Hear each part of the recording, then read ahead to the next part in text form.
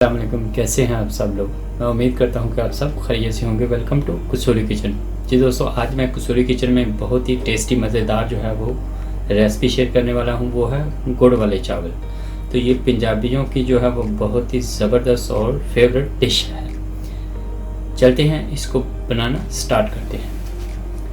जी ये देखिए, मैंने बर्तन को चूल्हे के ऊपर रख लिया है। चूल्हे को मैं ऑन करता हूँ। बिस्मिल्लाह।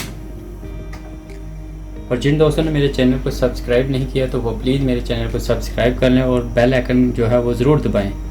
उससे क्या है कि हर आने वाली नई वीडियो जो है उसका नोटिफिकेशन टाइम पर मिले। जी ये देखिए, मैंने आधा कप जो है वो पानी लिया है, वो इसके अंदर ऐड करता हूँ। बिस्मिल्लाह।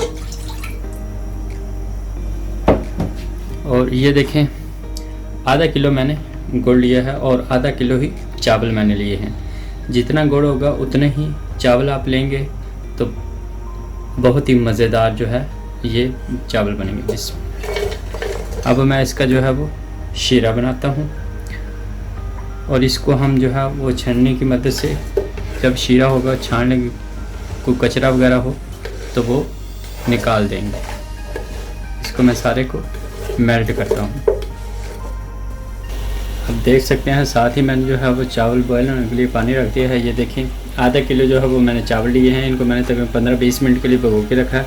अब मैं इसके अंदर ऐड करता हूँ बिस्मिल्लाह, ताकि जितनी देर तक हमारा शीरा तैयार होगा उतनी देर में हमारे चावल जो है वो बॉयल हो जाएंगे। इनको भी अच्छी तरह जो है वो बॉयल करना है। जी आप देख सकते हैं, हमारा जो है वो गुड़ जो है वो मेल्ट होना शुरू हो गया है और छोटी छोटी डलियाँ रह गई हैं, उनको भी हम मेल्ट करते हैं।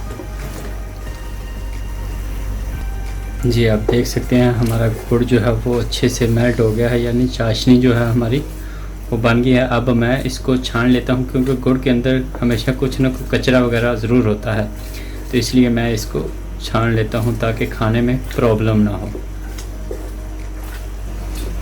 दोस्तों चावल भी जो है वो मैंने बॉयल कर लिए हैं। अब मैं जो है इसका जो है तड़का तैयार करता हूँ घी ऐड करके। बर्तन को मैंने चूल्हे के ऊपर रखा है, चूल्हे को ऑन कर दिया है। जी ये देखें, मैंने देसी घी लिया है, वो मैं इसके अंदर ऐड करता हूँ। बिस्मिल्लाह। ये 100 ग्राम के करीब है, मैं ऐड करता हूँ। बिस्मिल्लाह।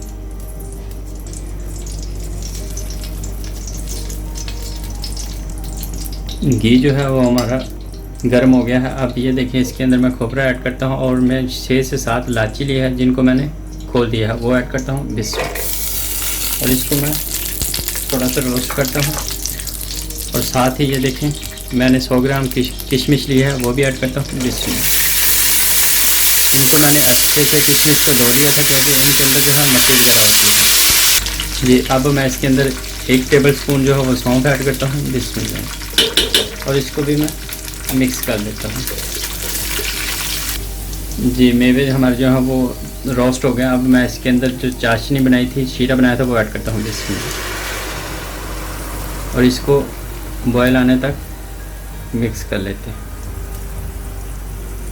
जी आप देख सकते हैं, बॉयल आना शुरू हो गया। अब मैं इसके अंदर जो है वो चावल ऐड करूँ।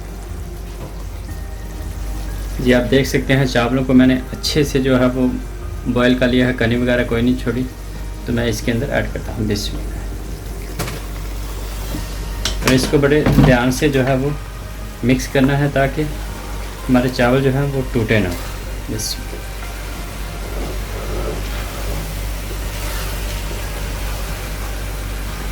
तो जिन दोस्तों ने मेरे चैनल को सब्सक्राइब नहीं किया तो प्लीज़ वो मेरे चैनल को जो है वो सब्सक्राइब कर लें, ताकि हर नई वीडियो जो है वो टाइम पर आपको मिल सके।